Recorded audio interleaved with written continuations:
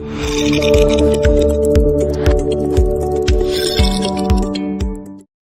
day, everyone. I'm Dr. Hu from the University of Johannesburg. In this video, we are going to discuss how to study Chinese medicine. Firstly, I would like to introduce some learning theories. Miller's pyramid is well known in education.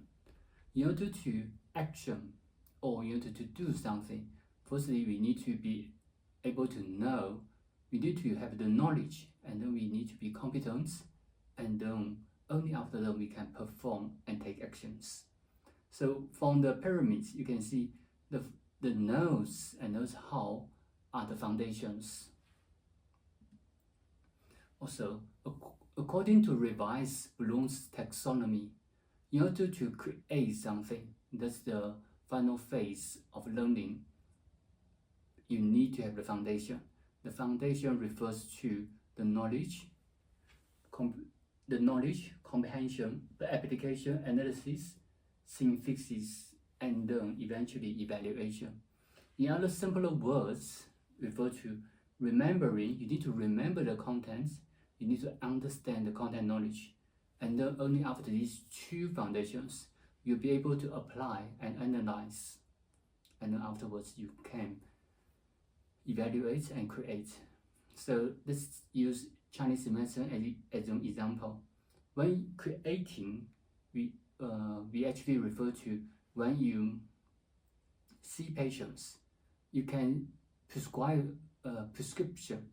No matter the prescription is prescribed by yourself or you use the previous prescriptions from the medical works, but that's creating, because you're actually creating a prescription according to the current situation. But in order to achieve this level, you still need to have the content knowledge. You need to understand, you need to remember, and then you need to understand. Many students think that you need to understand first and then afterwards you can remember. But from the revised Bloom's taxonomy, we actually require you should remember first and then understand. These two steps sometimes happen simultaneously, but sometimes it does happen that you need to remember the content first, and then after a while, then you can understand. So remember, you can use some words. For example, if you can recall the content knowledge, or you can recognize, you can identify the information that's these are included in remember. Understand, you can interpret, you can explain. Furthermore, you need to apply, you need to analyze, and then evaluate. So these are the learning theories. That's what are the foundations of learning. Also, according to Gardner's multiple intelligence, individuals, we have different habits or preference in learning. For example, for myself, I prefer reading.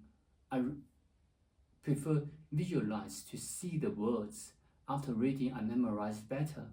But some other students, they may prefer discussion. They may prefer listen to my lectures, and from hearing, they understand better, they remember better. Or some other students, they may prefer group study. While the other students, some others even they are more practical. When they see something, the practical activities, they can remember, they can learn better, they can remember better. So to introduce these, actually, I would like everyone to reflect on themselves, which style works for you, in which type of learning you have the most efficient results, so then you can apply those more. The last information I would like to share with you is the forgetting curve in the learning theory. Forgetting curve is the psychological process that's applied to everyone. This refers to when we learn new information, the forgetting, the process of forgetting is actually we forget quicker at the first few hours, and then the way of forgetting is becomes slower. So you can see if we remember the content knowledge 100% after 1 hour, we actually will forget almost 50% of the content knowledge if you don't revise. And afterwards, the way how we forget information becomes slower. That's why we actually recommend that if we remember 100%, and then we recommend you to revise after 1 day and after certain days. This should overcome the forgetting curve. And this, if you work in this way, the knowledge retention will be more efficient. So for example, why we start at 80%, the reason is because no one can remember 100% of the information in a lecture, but rather you will remember 80%, and then in the first 10 minutes you're going to forget, and then in the first 24 hours, if you don't revise, then you're going to only remember even less than 50%. So what we recommend you to do is, after 24 hours, immediately after the class, 30 minutes after the class, immediately after 12 hours after class on the same day, you're going to revise the content knowledge.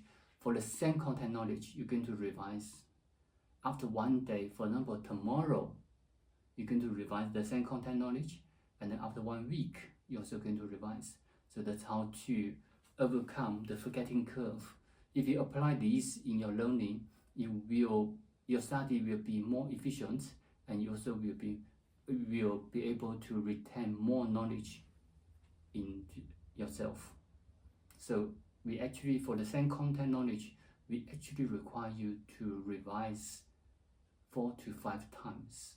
And after 4 to 5 times, you will remember much better.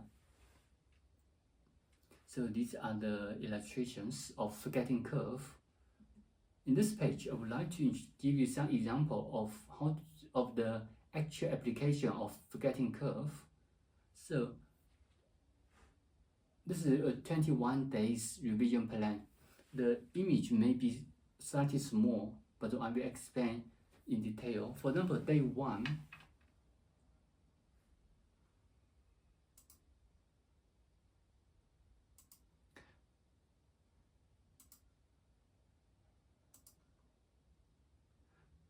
for example, here, day 1, the content knowledge, the day 1's content knowledge, you're going to revise, you're going to study first, you're going to revise in 30 minutes, you're going to revise again in 12 hours. So the green parts you can see is actually in 1 day. So sometimes you can't revise in 30 minutes. The reason is because our lectures sometimes already have 50 minutes or 45 minutes.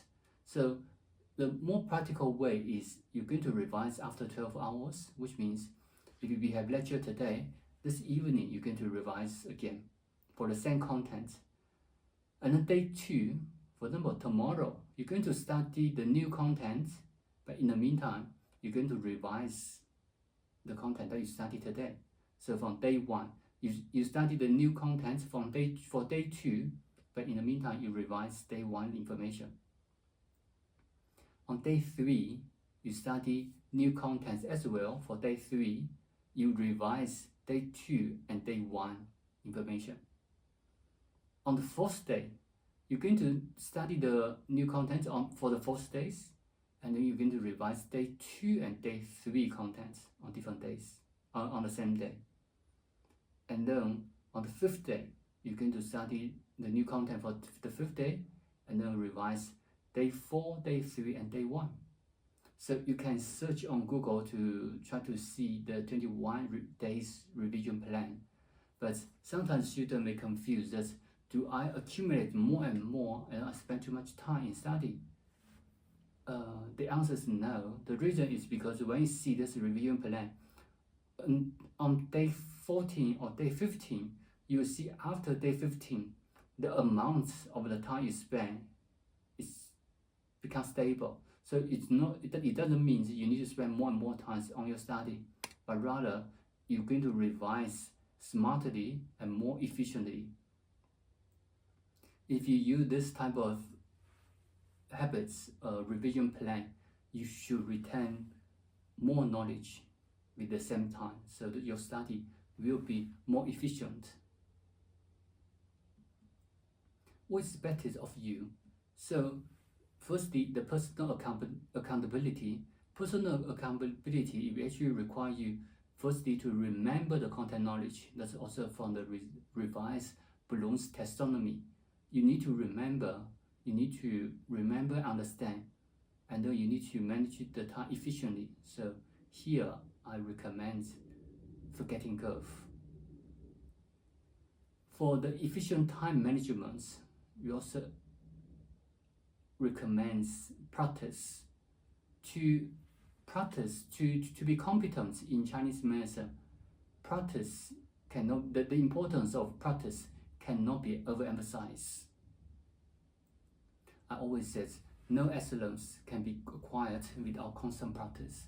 So we actually encourage you to participate in clinic to increase your clinical exposure as much as possible.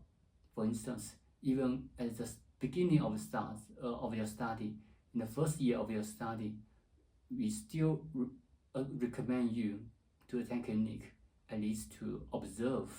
You will make more sense of the content knowledge, and you also will be familiar how to apply this knowledge into daily practice. And as the year goes on, more and more cases you observe, then you'll be more familiar to the content knowledge. Your critical thinking also will be much more flexible and much more accurate. So these are some tips on learning Chinese medicine.